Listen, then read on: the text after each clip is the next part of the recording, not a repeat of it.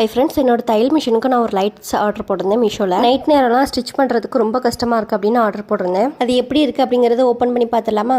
அதோட ப்ரைஸ் வந்து 315 ரூபா அப்படின்னு போட்டுருந்துச்சு. நான் ஆஃபரில் 300 ரூபாய்க்கு வாங்கினேன். அதில் இந்த ரவுண்டாக இருக்குது பார்த்தீங்களா, அதான் மேக்னெட்டு. அதை மிஷினில் ஒட்டிட்டு இந்த லைட்டை வந்து நம்ம எந்த சைடு வேணாலும் திருப்பி யூஸ் பண்ணலாம். அது பின்னாடி ஒன்று இருக்குது பார்த்தீங்களா, அது வந்து பிரைட்னஸை கூட்டி குறைக்கிறது.